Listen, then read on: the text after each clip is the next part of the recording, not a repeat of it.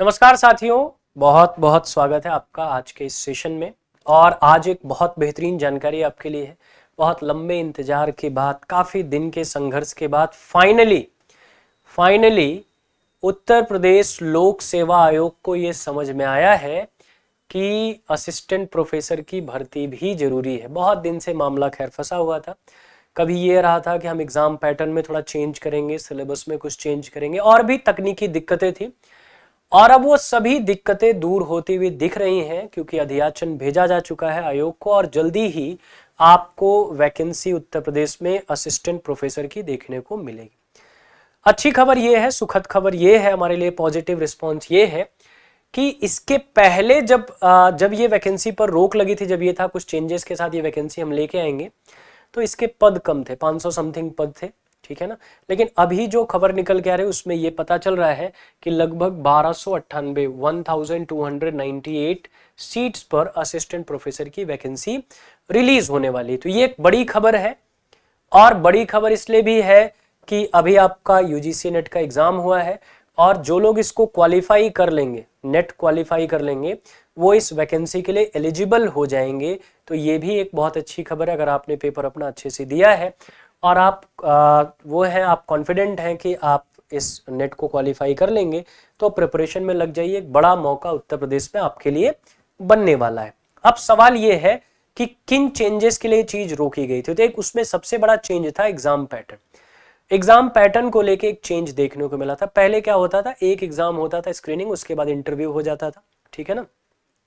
लेकिन अभी नए चेंज के तहत इन्होंने क्या किया है, इन्होंने कहा कि हम स्क्रीनिंग टेस्ट कराएंगे, फिर मेंस कराएंगे, फिर इंटरव्यू कराएंगे, ठीक है ना।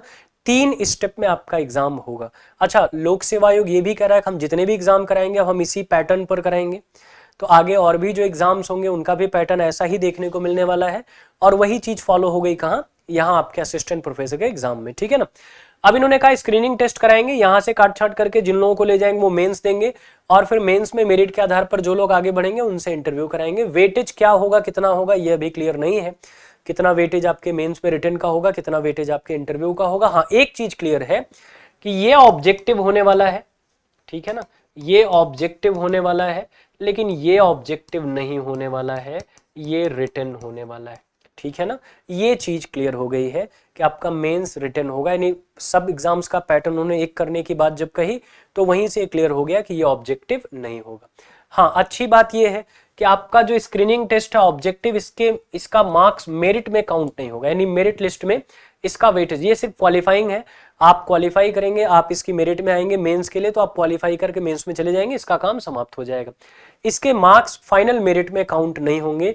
फाइनल मेरिट में सिर्फ काउंट होंगे आपके मेंस के और इंटरव्यू के मार्क्स काउंट होंगे। तो अगर आप नेट क्वालिफाई हैं या आपने इस बार जो नेट का एग्जाम दिया आप उस पर कॉन्फिडेंट हैं, आपने अपने आंसर वगैरह चेक किए तो आपको लगा कि आप कर लेंगे, नहीं तो कुछ दिन के बाद रिजल्ट आ ही जाएगा, तो आप इस एग्जाम की प्रिपरेशन में लग जाइए। सिलेबस को लेके कोई चेंज अभी ऑफिशियली नहीं आया है, तो एटलीस्ट जो चीज़ें कॉमन है वो पढ़ते रहिए, अपनी तैयारी करते रहिए, क्योंकि लास्ट मोमेंट पे अचानक से वैकेंसी आए, फॉर्म भरा जाने लगे, फिर उसके बाद आप एग्जाम के लिए प्रिपेयर हो तो समय कम मिलेगा। जो लोग पहले से तैयार होंगे वही बेहतर करेंगे। तो अपनी तैयारी को और बेहतर करिए ना। अब तलवार में धार लगाने का समय आ गया, धार लगाइए, ताकि जैसे ही ये मौका बने, तो मौके ही कम हमारे लिए बनते हैं, जैसे ही मौका बने इस मौके का पूरा पूरा फायदा उठाया जा सके। कोई लापरवाही इस बार नहीं करना है, ठीक है ना। ध्यान रखिएगा, ऑब्जेक्टिव का साथ अब यहीं तक है, यहाँ के बाद ऑब्जेक्टिव नहीं है, इसलिए डिटेल स्टडी करनी है, थॉरो स्टडी करनी है, कॉन्सेप्चुअल स्टडी करनी है। चीज़ों को समझ समझ कर काम करिएगा, तभी आपका काम बनेगा, ठीक है ना। तो जल्दी ये वैकेंसी आपको देखने को मिलेगी और मुझे पूरी उम्मीद है कि आपकी तैयारी उसके अनुरूप होगी और आप इस सफलता को सुनिश्चित करेंगे। ढेर सारी शुभकामनाएं आप सभी को।